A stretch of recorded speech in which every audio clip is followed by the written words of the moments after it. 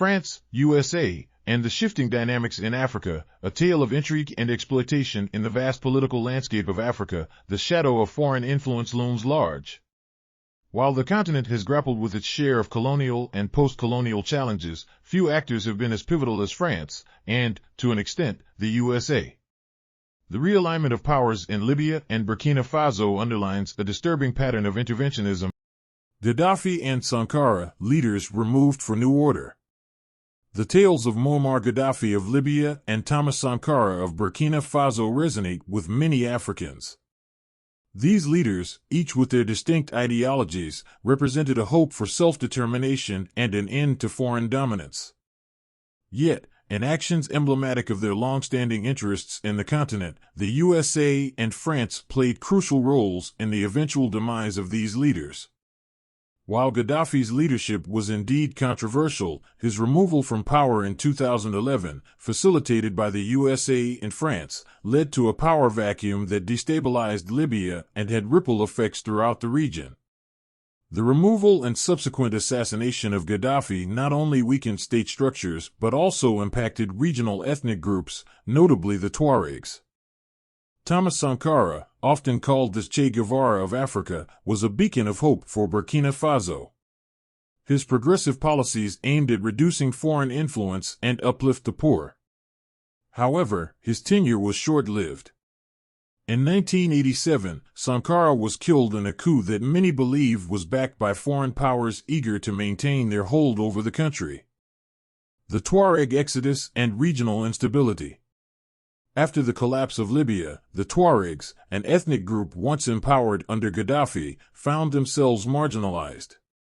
Their subsequent exodus from Libya to neighboring countries like Mali, Niger, and Burkina Faso intensified existing ethnic and economic tensions in these nations. These countries, grappling with legacies of mismanagement and corruption from previous leaders, were ill-equipped to handle this influx. The leaderships of Mali, Niger, and Burkina Faso, while themselves deeply corrupt, were further undermined by these shifting dynamics. France's economic stranglehold. Central to this narrative is France's neocolonial relationship with its former African colonies.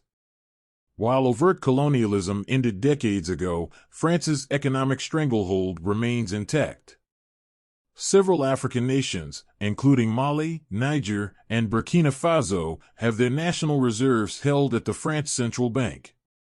In effect, these countries don't have full control over their national incomes, a situation that limits their economic autonomy. This economic dominance is compounded by the unholy nexus between the African leadership and French interests.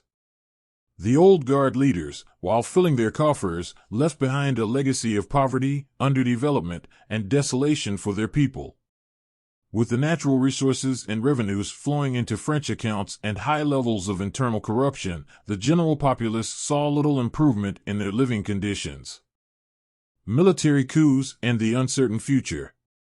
This combination of foreign economic control, internal corruption, and ethnic tensions has resulted in a spate of military coups. The dissatisfaction with the status quo and the desire for autonomy have driven segments of the military to take matters into their own hands, leading to a cycle of instability. While Mali, Niger, and Burkina Faso have experienced this upheaval, the question remains, which country will be next?